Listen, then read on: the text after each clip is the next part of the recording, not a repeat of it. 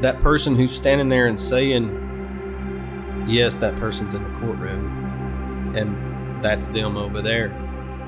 Rarely is there intentions to lie or intentions to mislead, but often there is mistruths being said by that person and misleading statements being made, and people are convicted and sent to prison for it. It's happened dozens and dozens and dozens and dozens of times, especially prior to like the late 80s working into the 90s when DNA evidence really came along.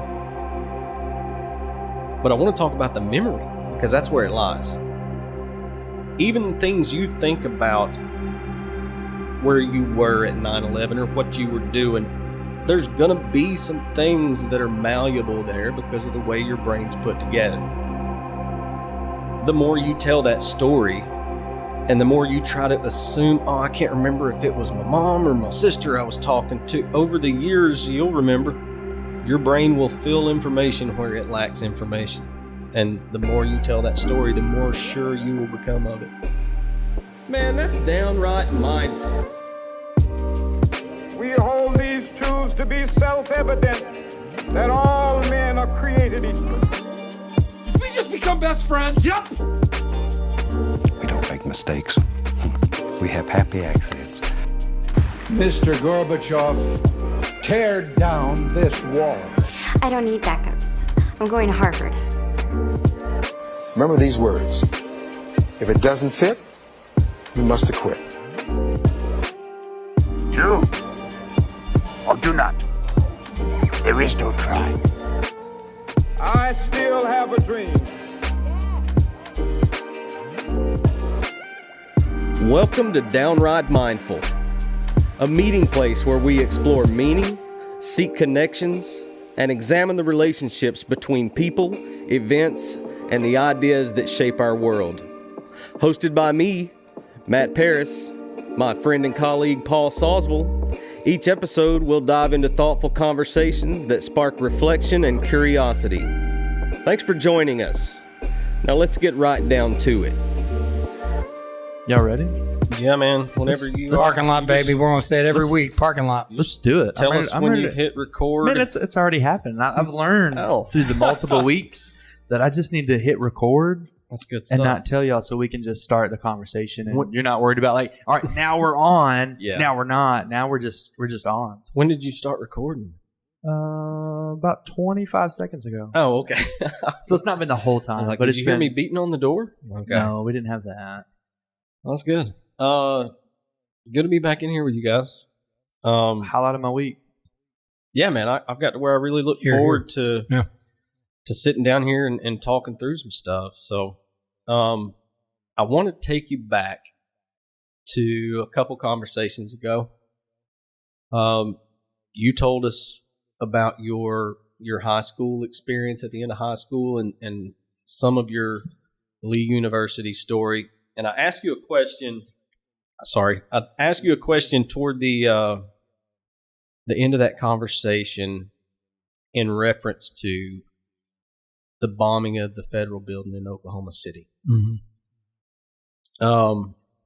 We sort of touched on the story of Ruby Ridge, which have you done your nerd thing and looked into that at all?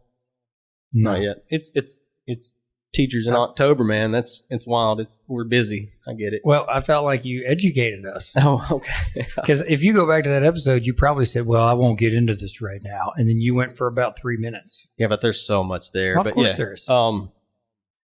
Anyways, I brought that up because Oklahoma City, not only does that sort of speak to like sovereign type minds or anti-government people, sure, but it starts pushing toward the people that are receiving that information, those guys that are at school when this news starts leaking that, hey, a whole building, a government building has exploded and it was caused by another human. Those memories, those things that shock us, those moments when something really abnormal that's not every day or every week or even every month happen, our memory does this thing. And I made reference last time to 9/11. That's usually most people's go-to when they start talking about I remember where I was when I received the news that 9/11 was happening. Of course, we didn't call it 9/11 then. That we were under attack. Some sort of something was going on. Of course, I was a teenager at this time. I'm sure if I went around the room, you could all give me at least part of your experience of where you were. Or I remember I was talking to my mom, or whatever it may be. You remember some of that. The whole reason I brought that up is because can you imagine taking memories into a courtroom? Let's say you witnessed a crime, or maybe you were the victim of a crime. Of all the evidence that criminal investigators gather, there's all kinds of physical evidence, especially with like violent crimes. When we start talking about blood and DNA and all sorts of things like that, those are powerful bits of information, and those can be used against a perpetrator in court. Can you imagine how powerful it is for that victim to look at their offender in the courtroom and say, that's him right there. That's the one. After there's been a story told and prompted by a prosecutor of what happened to them on that day, and then they say the words, is that person in the courtroom today? And the person who just told the jury this story looks across the room and says, yeah, they are. Well, you mind to point that person out to me? Yeah, that's him right there. Like, have you ever thought about how powerful? I don't know have you ever guys been in a courtroom for something like that? I have not. Have you, Josh? No. Let me tell you something. Because I've watched The Lincoln Lawyer. Does that count for anything? I mean, that sort of new season just came out. We watched another episode. My lady's been watching that. I need to get on it. That actually just happened. That was in the episode. Like everything you just described sounded like the script that was written. Okay, so but you're asking the question. Oh, I mean, yeah. I mean, like, so I could only sympathize with that because I got nothing. I've been in a courtroom a few times, but it was never for anything that even compares to something like that. Yeah. But like as traumatic as the experience would have been, I mean, and I know this from therapy, like when you start bringing stuff back up, there's triggers that take your mind to that place that there's even a physical reaction to that. I mean, I can only imagine how like devastating that could be, but also how powerful that could be, pointing across the way of saying, yeah, this is going to come to some resolution because I'm able to point this out with witnesses when last time I had nobody there for me. So, I mean, like, yeah, I can only imagine. Yeah, I'm speaking to your humanness. 100%. If I get up and I present you with blood evidence and DNA and, carpet fibers, all this physical, all this science and math to tell you a story, you're a juror now. I want you to put yourself in the place of a juror, and you're listening to this play out over several days. But then the victim of this crime comes in, or someone that was there that maybe is close to the victim or whatever.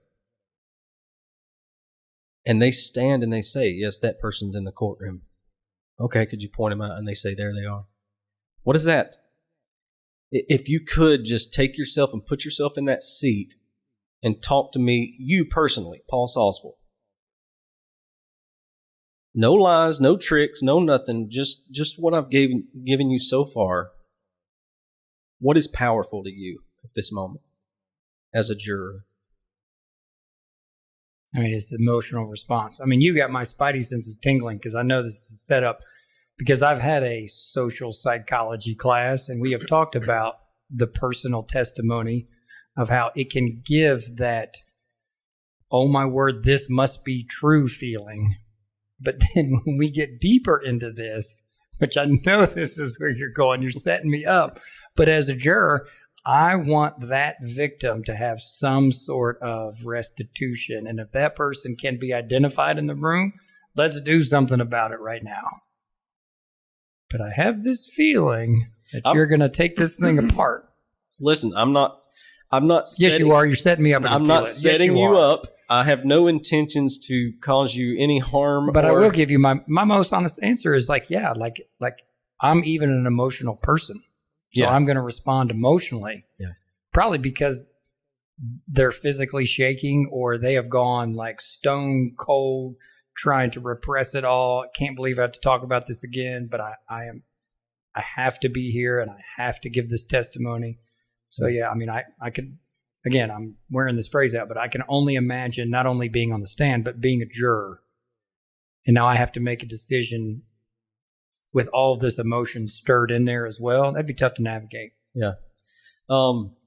Yeah, I have no intention to set you up in a way for you to fail. You did help me make a point. And the point that I'm trying to make is that oftentimes the verdict in a criminal case is in the hands of humans, not a machine who weighs evidence and looks at math and science. That there's a human element provided and guaranteed even by the Constitution, and that's the right to a jury. Can I jump? And you're more than welcome to say table that, but like that's what we do. Has a jury ever made a decision, but then the judge says, "Whoa, I think they missed it"? Can a judge reverse a jury decision at all? Are you talking about on the spot? Either one, on the spot, or 48 hours from then, or 2 weeks from then, or a month. If there's a way for a judge to do it on the spot, then I'm not familiar enough with it to talk about it because I've never heard of it. I have saw the judge step in prior to the verdict and exercise some powers that they have that only really lawyers understand. So I'm not going to give you wrong information, but I have seen even a case in the media. I'm having trouble coming up with which one it is right now, but I have seen a judge prior to the verdict step in and make a ruling, but it wasn't to convict someone. It was to essentially acquit them. To convince the jury to acquit them? Is that what you're saying? No. He stepped in and said, the jury isn't going to make this decision, I am? That's right. Yeah. Okay. So not after, but before. Yeah, before. Yeah, before. Because, I mean, again, this is going into lawyer talk, and I'm not pretending to be a lawyer because I'm not, and I don't understand where it would be, but I don't know of a way. Once a jury arrives at a verdict, I mean, that's the Constitution at work right there. I don't know of a way to get there, but there are several steps and several filters, including the grand jury, before that case ever even became a thing. One of two things happened. The DA indicted someone based on information, which is rare, or the same powerful function, but the more common function is that case was presented in front of a grand jury, which is essentially a jury that's not deciding guilt or innocence. They're deciding, okay, is this a case that has enough evidence of crime, enough probable cause to move into this court? Oklahoma City? Where are you going with this? I literally used it as a tool to bring up flashbulb memories. And where I'm going is that person who's standing there and saying, yes, that person's in the courtroom, and that's them over there. Rarely is there intentions to lie or intentions to mislead, but often there is mistruths being said by that person and misleading statements being made, and people are convicted and sent to prison for it. It's happened dozens and dozens and dozens and dozens of times, especially prior to like the late 80s working into the 90s when DNA evidence really came along. But I want to talk about the memory because that's where it lies. Even things you think about where you were at 9/11 or what you were doing, there's going to be some things that are malleable there because of the way your brain's put together. The more you tell that story and the more you try to assume, I can't remember if it was my mom or my sister I was talking to, over the years, you'll remember. Your brain will fill information where it lacks information. And the more you tell that story, the more sure you will become of it. Even if it's not true? Especially if it's not true. Yeah. Well, because we were talking 9/11 this past 9/11, and I remember being at Howard High School. Mm-hmm. My first semester of teaching was down there, and we're already at school.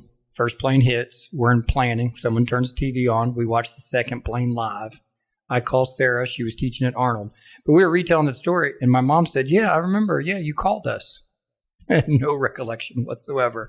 But it was like the moment when she discovered that this had happened, and I was the communicator in that moment.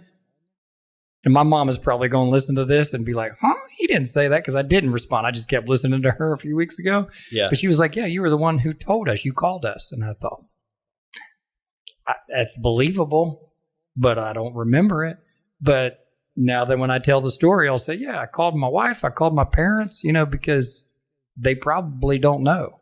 And I thought, that's maybe not where you're going, but like pieces of the story you get from other people, and you're like, oh, well, I didn't either know that, or I didn't remember that, or I didn't even know that happened. But which one is true? Did you call her or not? I trust my mother. She wouldn't lie to you, would she? No. So what if you found out that was not true? You didn't call her, or you called her 4 hours later? It's possible. Would you think she's a liar? This feels like a setup. It's not. I'm just making a point. She could be mistaken. Yeah, for sure. Mm-hmm. That's why when you say things, this happened a week ago. I said something to you about it. I said, if I said that, whatever it was, we were talking about something, and I said, if I said that, that would be a half truth. And you said, that's also a half lie, right? And I'm like, no, yeah. So what do we call it? A half truth and a half mistake? I guess by definition, yes. Yeah. But I'm going to be like the law is written. I don't want to call it. I don't want to call it a lie, and there's some intent for me to lie, but factually, it is a lie if I don't tell the truth.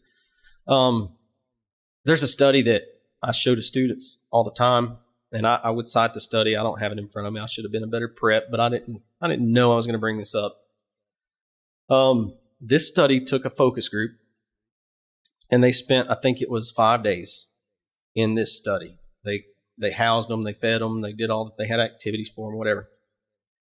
As part of joining this study, they asked for some pictures of these people as they were a child and whatever from their families without them knowing. They had their families send photos. The big trick of the whole thing was... This is the hot air balloon story. That's right. This is the hot air balloon story. Keep going. It's a fascinating story. They interviewed these people, and 0 of them had been on a hot air or remembered being on a hot air balloon, but they were setting this up. They started showing them Photoshop pictures of them as a child being, one of them was being held by like her grandfather. Well, that was another picture, and they Photoshopped it onto an air balloon. But these people, all of these people looked at these pictures on the first day and said, "Yeah, I don't remember that. I don't." Naturally, they're like, "No, I don't." Listen, in excess of 50% of these people, with nothing to gain by lying, by the end of the week, remembered.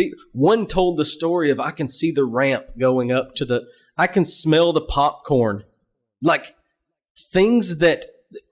Information that doesn't exist in your brain, and because some outward influence is telling it to, it's filling in information. And over 50% of these people, Josh, remember being on the hot air balloon. The one was like, "Yeah, my grandpa, he was holding me so I wouldn't fall out, but I was too short to see." I mean, just brilliant stories. And none of them were on the hot air balloon. That's wild. Is that crazy? That is crazy that your brain will take information that's not true.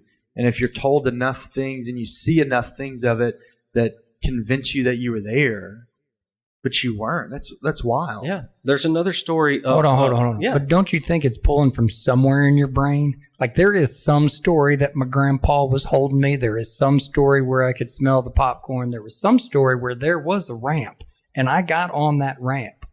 I mean, is this where that goes? I don't know the answer to that. Maybe. Yeah. Maybe. I have some stories like that live in my head. I talk to my grandparents all the time, and I never met my great-grandfather that I can remember. But probably some of the earliest memories I can pull, and this has been probably a year ago or so, I told my granddad, "Hey, we were up at Granny's house," which is my great-grandmother, and I said, "I remember you guys grabbing me right before I ran through between a horseshoe pit. Men were playing horseshoes. This is out in the country. And I remember somebody grabbing me. That's it. But I also remember that same day, somebody holding me and showing me how to hold my hand to feed a horse. You know, we're at the fence and but I can remember my dad being there, but my dad wasn't holding me. I remember my dad showing me how to hold my hand, and everybody there has said, "Oh, that's Grandpa Stennett. That's your great grandfather." And I have no memory of that guy because I'm probably 3-4 years old at this time. I don't have much before that. I don't have anything maybe earlier than that I can think of.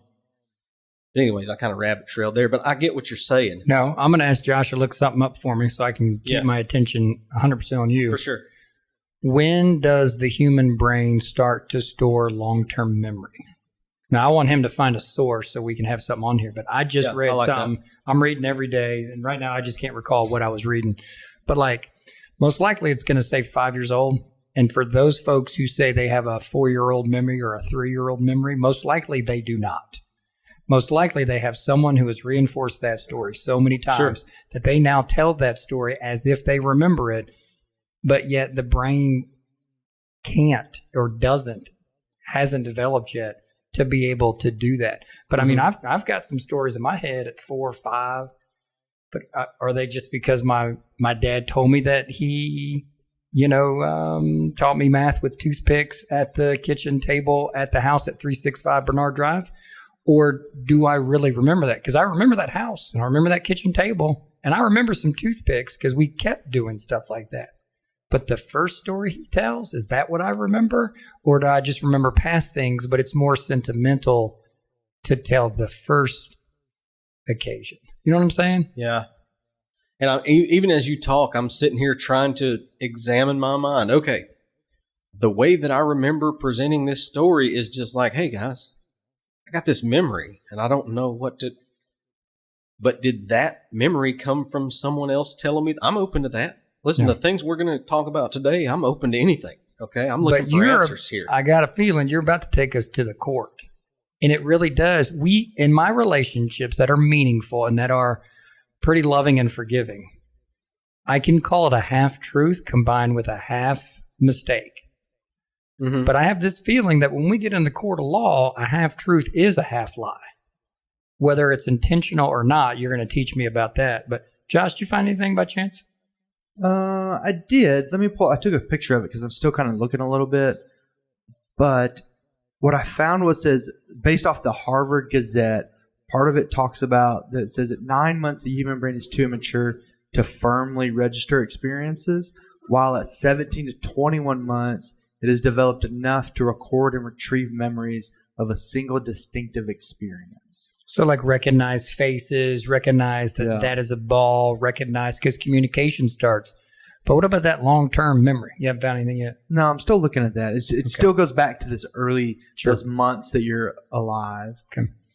So he may return. Where are you going with this? Well, let me just change gears for a second. Sure. What if this is not like me at the horse, or me at the fence feeding a horse or something like that? What if it's somebody that tried to kill me or beat the sense out of me? Or for some people, what if they raped me? What if it's one of those people? This same brain that is trying to figure out who's holding me while I fed this horse. Or is that even real? Is that just something my mind has made? Has to hold on to the information that it perceived during that violent crime where we've talked before, my brain's not operating at the same level it is in those excited moments than it is in calm moments. I have to retain all this information long enough for you to go out, find a suspect, develop probable cause, make an arrest, get them through the court system and to trial before I can stand up and say, that's them. Months minimum. Yes, months minimum. Sometimes years. Sometimes years. Mm-hmm. Yeah. Now, we've got the Queensland Brain Institute. Okay.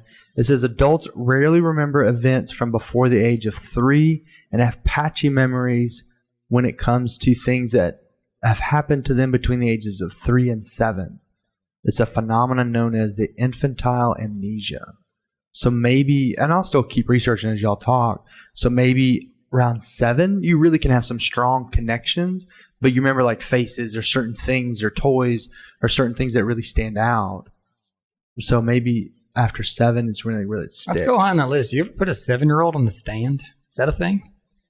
All right, so that's the perfect I time still to might bring be this. leaping. No, Yeah, I don't want to, but I haven't. I'm But watch curious. this. Here's where you've got as close to that as you're going to get as a teacher. You ever been in a training and they say, hey, if you suspect child abuse is happening while a child is talking to you, they're telling you something and you begin to suspect child abuse, you're going to like reassure them that they're not in trouble, and you're going to do these things, but you're going to try to land that conversation and get a professional.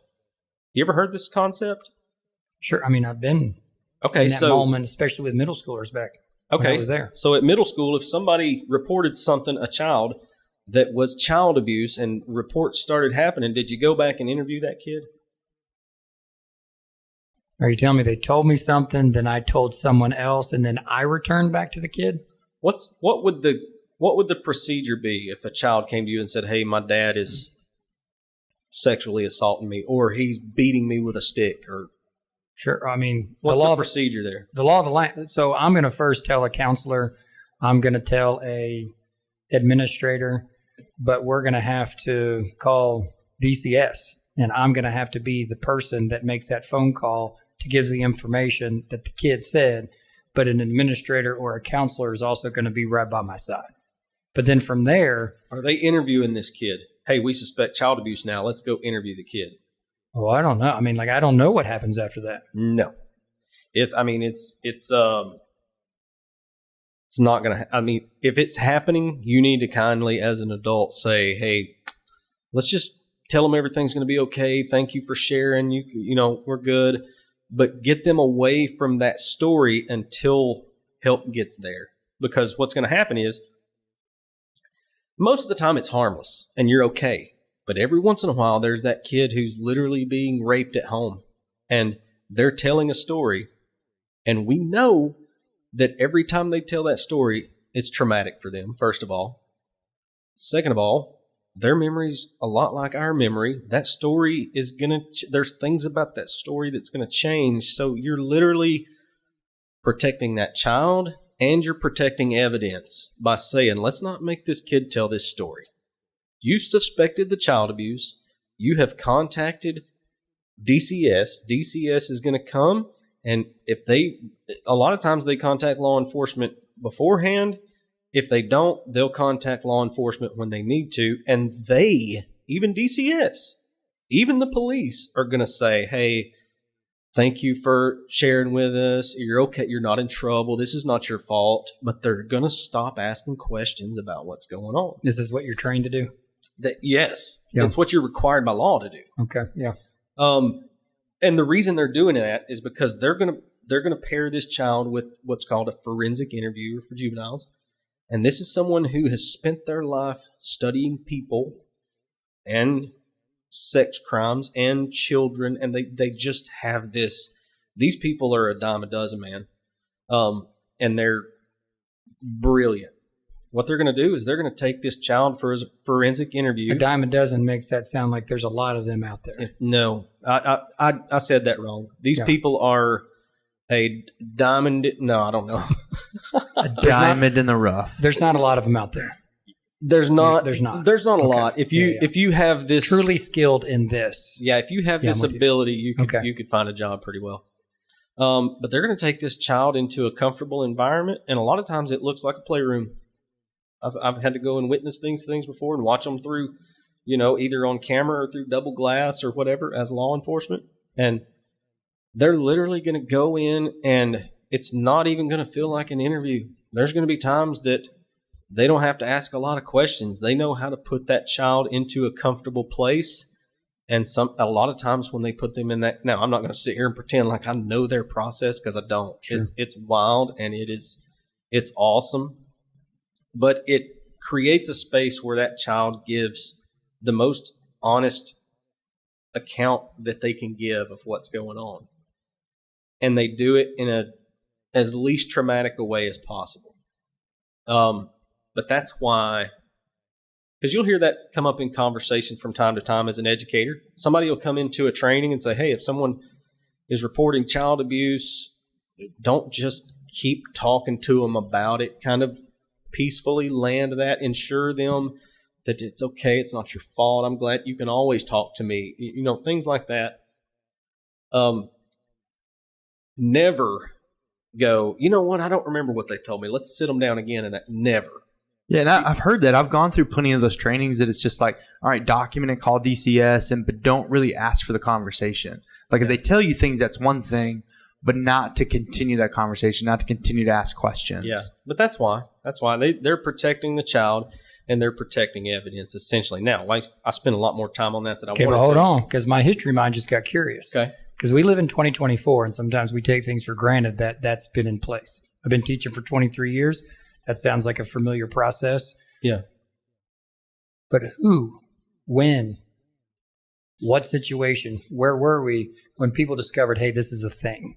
I don't know. That's a good question. You see where I'm going? To go. Because I mean, like find psychology, sociology, I mean, last 150 years of human civilization, did we start saying, hey, that's a psychologist. She has given her life to study the mind. Hey, that's a sociologist. They have given their life to study how people interact. And then it gets like narrower and narrower, where now we're talking about criminal justice, and we're bringing in these folks where a Freud used to talk about all of what Freud used to talk about, but a Viktor Frankl comes in and talks about, how do you survive a concentration camp? And then now we're talking about how we treat kids when they're in a situation like this. Like that's the evolution of psychology and sociology that I find absolutely fascinating. But I love going to the genesis of things and people going, whoa. In the sphere that I live in, this fits. And I'm going to make this a skill. And we're going to create experts at this.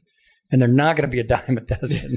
Yeah. They're going to be a diamond in the rough, but they're going to be that rare person that can step into this space and allow us to have this child be safe, but also get to the bottom of this as efficiently as possible so justice can be done.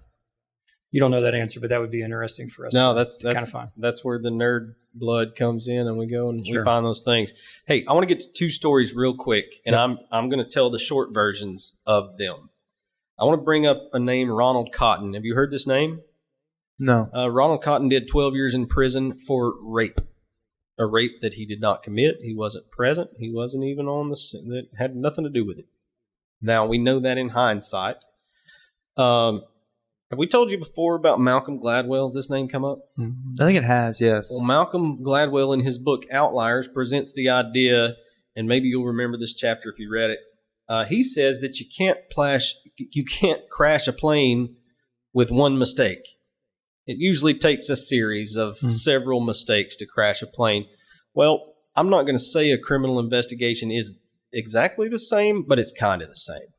So in Ronald Cotton's case, his accuser was raped factually, and she studied her rapist. She talks about, I can't fight. I can't get away. There's a knife to my throat, but I'm going to remember this person. I'm going to remember everything about him. I'm going to remember the scar on his cheek. I'm going to remember what scar on his cheek, maybe there was some kind of identifier that she tried to remember, but her memory wasn't able to serve her well.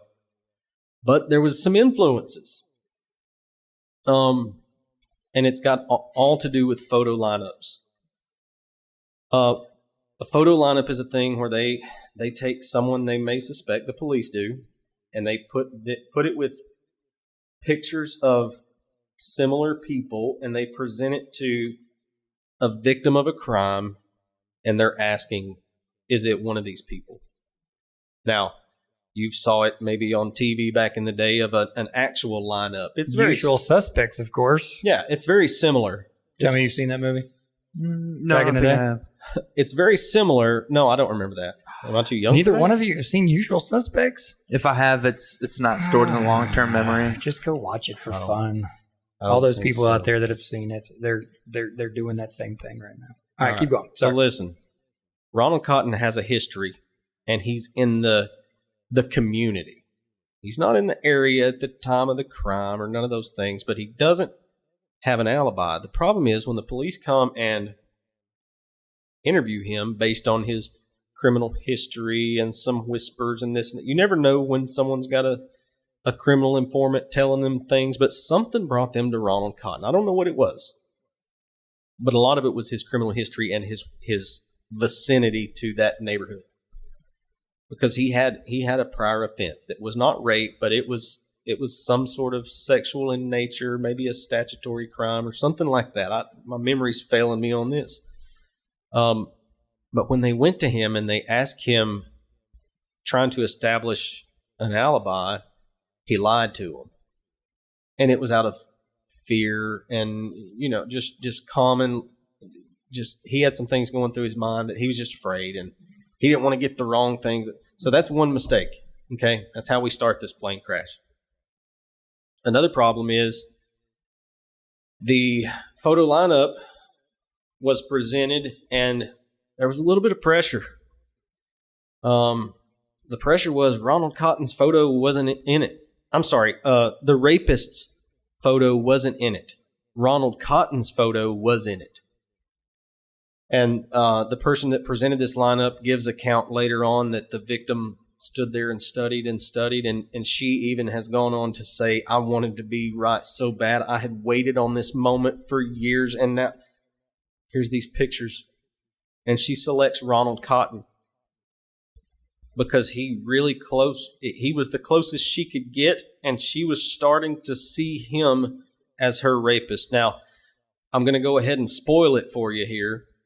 That moment when she decides that that's his picture, that's who raped her, there's no going back. Now all of the places where her memory lacks information, it's filled with Ronald Cotton's face. You see what I'm saying? Yeah, for sure. So she later on in a courtroom ends up pointing at him and saying, yes, without a shadow of a doubt and with conviction in my heart, that is the man who raped me. He goes to prison. He even does time with a guy that the prisoners around him start mixing them up. They'll call this guy Ronald and they'll call Ronald by the other name. They look a lot alike. They're very similar. Fast forward a little while, this case gets reopened, and because of the Innocence Project. You ever heard of this? Yes. The Innocence Project starts seeing, hey, there's a lot of people that were convicted based on witness testimony, and they start learning what we're talking about right now, and they say, hey, the technology's way different today. Let's go back and look at some of these cases where the most powerful piece of evidence is witness testimony, and let's test the evidence, especially in cases like Ronald Cotton's, where the victim maintains innocence throughout the entire process. They reopen the case, they test the evidence, and not only is it not Ronald Cotton, it is the guy that was in jail with him that they kept mistaking him for. And he was in the area, did not have an alibi, and had prior sexual assault charges. So that's one case. Several things went wrong there. First of all, the suspect lied. Second of all, the photo lineup was presented in a way that it wouldn't be valid to be presented in that way today. Like you're not presenting a photo lineup that doesn't include a really good suspect. The problem was Ronald Cotton wasn't a really good suspect. Now, they wrote a book together, by the way. It's called Picking Cotton. That's what it's called, because she pointed at him and picked him out. It's a really catchy name, and I get it. But theirs is a beautiful story. You can find a little mini documentary online of them together telling the story, and it's just an overwhelming, powerful story of forgiveness, man. Because she that takes a lot for that guy to have to do that. She was horrified. It ruined her life. Not only the rape, but the fact that a man served 12 years because of her words. That was problematic for her. And she tells the story of them meeting at a church later and her begging for his forgiveness, and Ronald Cotton looking at her and saying, I forgive you. I forgive you. Like it's powerful, man. I encourage you to watch it. Second story. Hold on. Can we go back to the yeah. jury? Because the jury is not, I mean, that's the whole point of where we started today, is that someone stands on the stand and says this thing, and then the jury says, that's all I needed, or that was the last piece that I needed, or how can this not be true? Look at the conviction. You know what I mean? So like if you're on that jury as well, aren't you carrying some sort of burden 12 years later when you hear that? Or can you let that go a little easier because we've got video of the investigator who presented the photo lineup having this conversation of, dadgummit, man. Like, this guy did 12 years. Yeah. You know? So, yeah, it's impactful and it affects. And essentially, when we look back years later now, that lie by Ronald Cotton of where he was, he's calling it a mistake. And I'll call it a mistake too. That mistake he made of telling them the wrong story of where he was. And the victim tearfully and very scared in a courtroom, traumatized because she was forcibly raped in her home at knife point, pointing to the man and saying, without a shadow of doubt and with conviction. So it ended up being the guy that was in jail that looked like him. That's right. Yeah. By DNA, they matched him. Gosh. Now, let's come closer to Tennessee. Let's go to Grundy County, Tennessee. You ever heard the name Adam Braseel?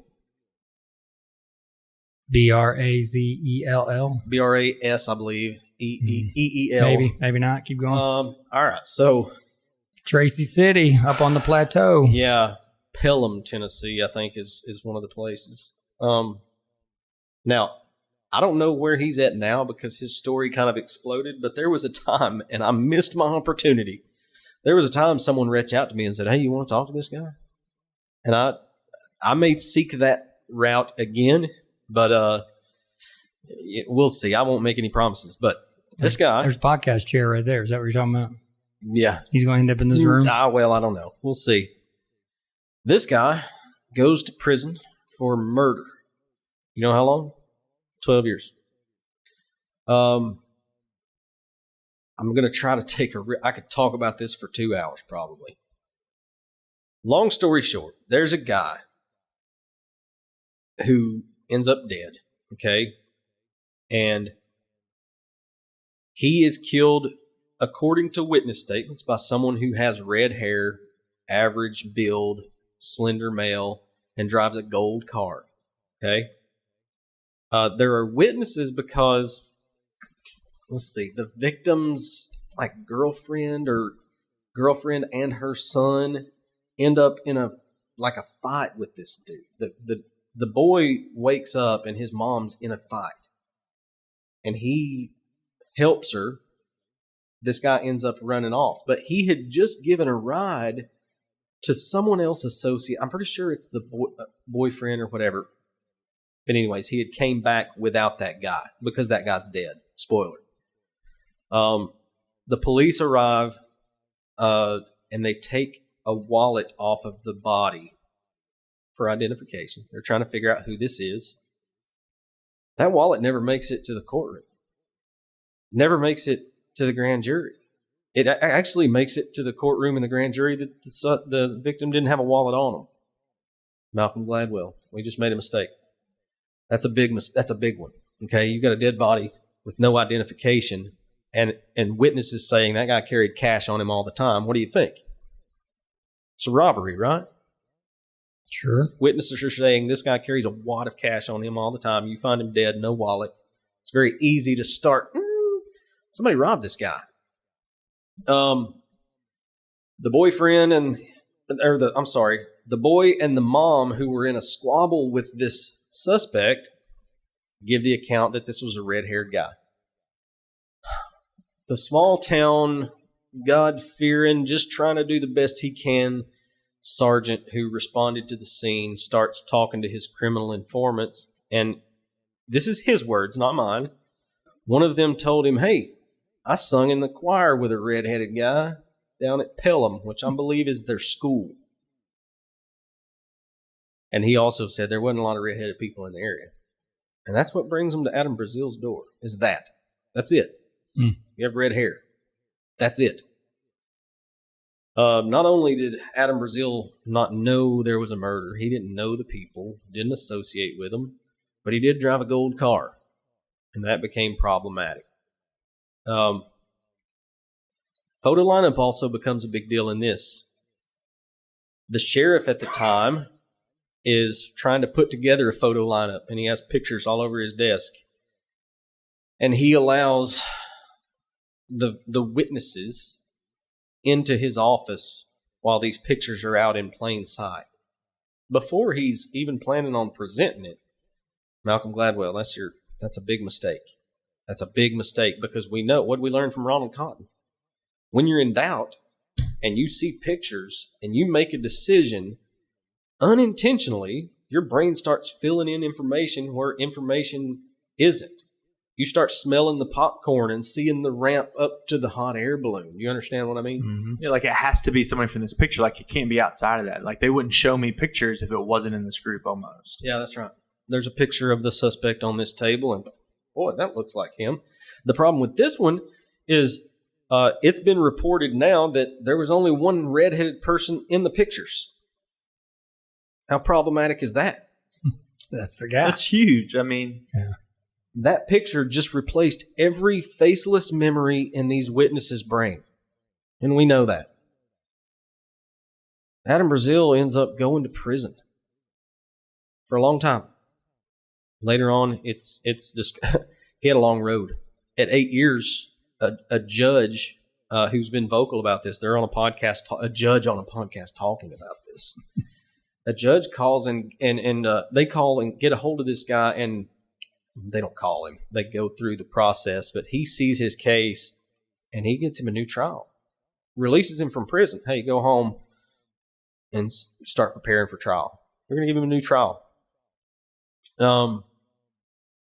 The Tennessee Appellate Court gets wind of this, and they review the case, and they say, nah, it's good. So the police show back up at his door and say, hey, you got to go back to prison. Could you imagine? Could you imagine? Oh, man.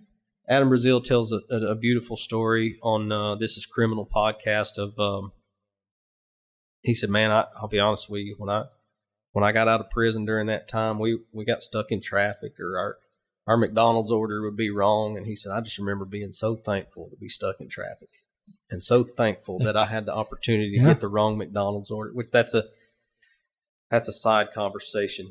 But the takeaway here is, when you wreck a criminal investigation like that, someone loses their freedom. Yeah. Someone loses a life of liberty. And what we point this to, this particular one, first of all, is forming good interview questions.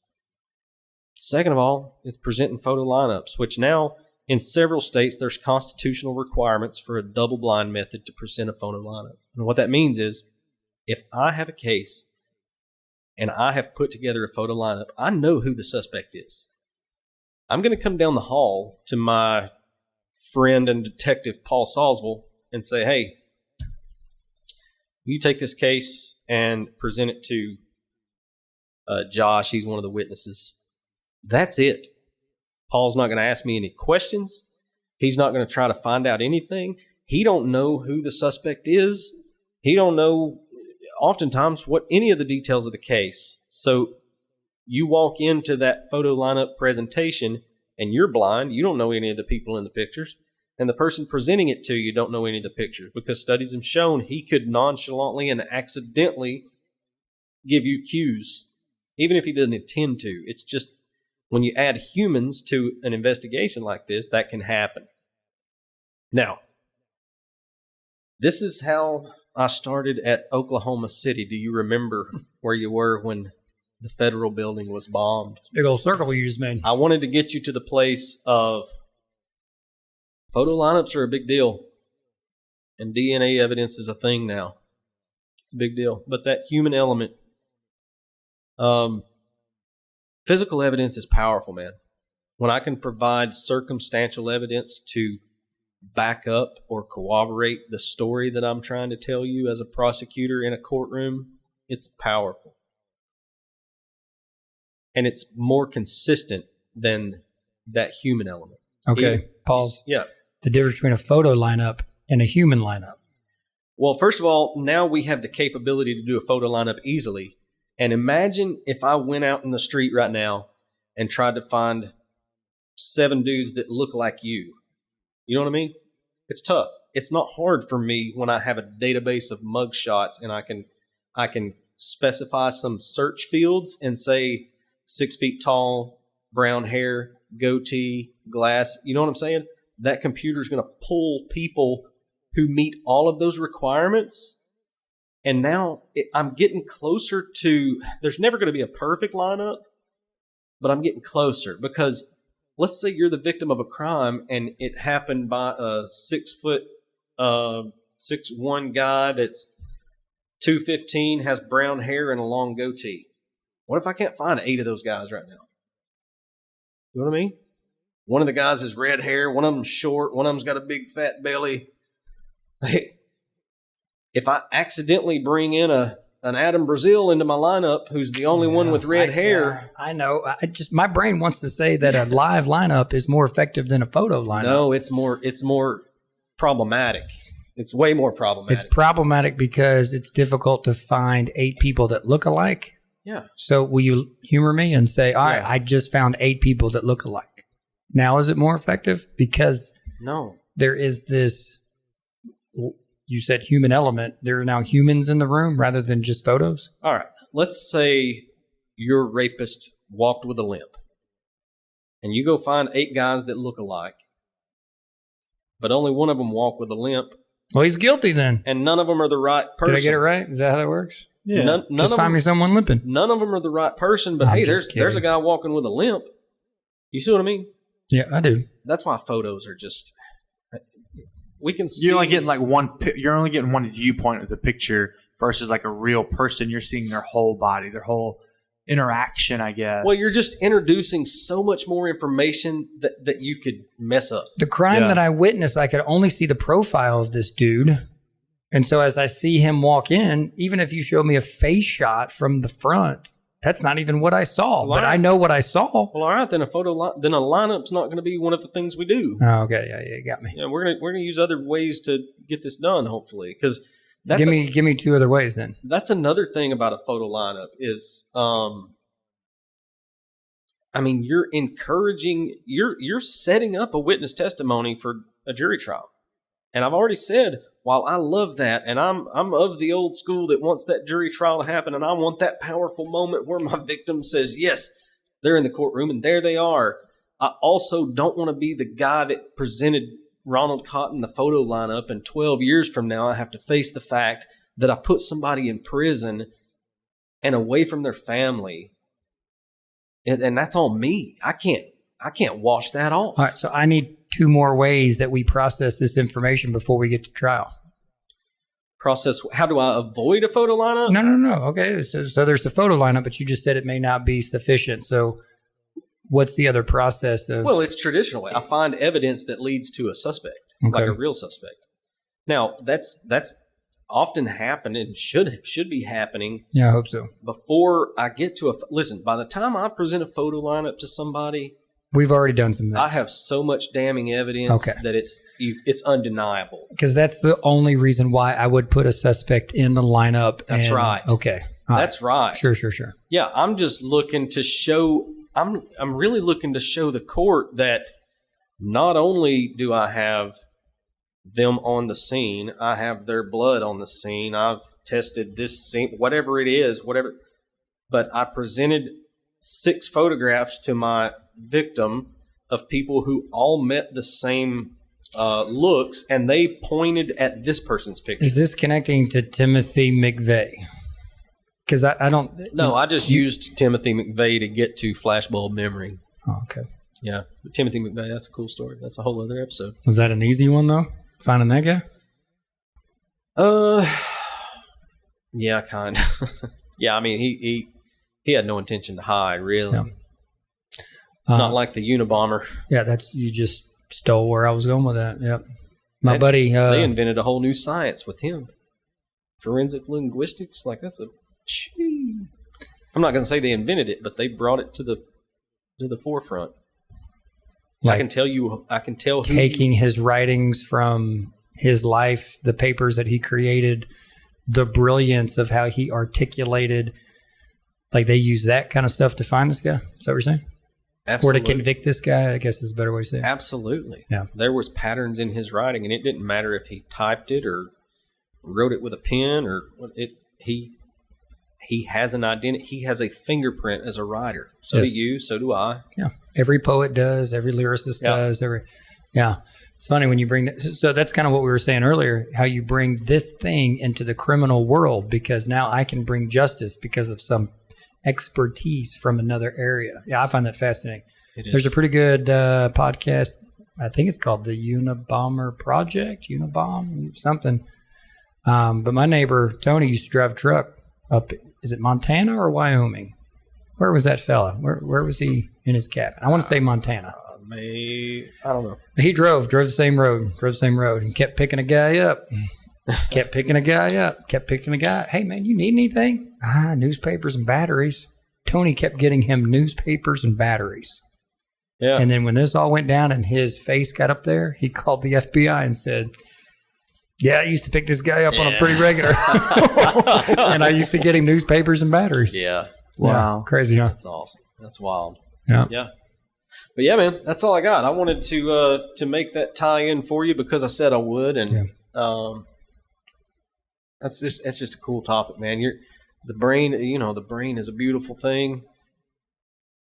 But as an investigator, as we learn and know certain things and how they can be helpful or problematic or both, it's good to know those kind of things. And that's, we even get to a point to where we have rules come from it, like a double-blind method for photo lineups. And yeah, the brain is fascinating. And you can put that into any context. I mean, our brain and relationships, when my brain is engaged with you and I having a conversation compared to when I'm engaged with my wife and I having a conversation, when I'm engaged in a classroom. I mean, there's so many things firing off, and you put things in context in the way the brain responds.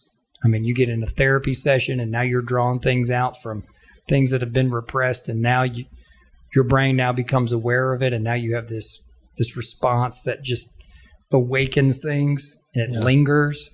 The brain of when you're in competition, we coach, you hang out with the athletes of, the brains of young athletes. And I mean, like, there's a lot of stuff going on. Yeah. The stressors that can be like that eustress versus that distress. Oh, love the brain, man. That's why I love the work of Malcolm Gladwell.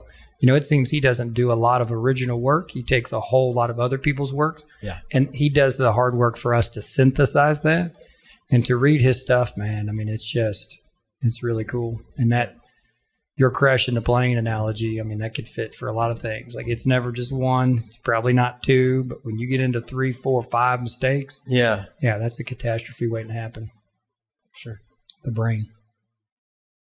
Love it, man. Thanks for hanging out with me again. Yeah, that was cool. That was I know we say this every time, and I really enjoy this conversation, or just the thought. Like, not like you're like, none of you are you're not playing like a game. No, but like you're asking. It's almost you're asking questions to get somewhere, and then we're circling back to it. So, because even like talking back to when we're kids and just like our memories, that's one thing. But then when you start thinking these criminal things and these bigger moments, it really makes you think more of how your brain works. And do I really remember all these things correctly? Or maybe my family members not as crazy as I think they are. Like, Yeah. So I don't know. Well, awesome, man. You guys ready to push pause for the day? Let's push pause. Let's do it. Appreciate it, guys. Man, that's downright mindful. You've been listening to Downright Mindful with your hosts, Matt Paris and Paul Salzville. Produced by Josh Morris.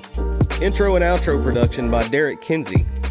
You can find us wherever fine podcasts are downloaded. Thanks for listening.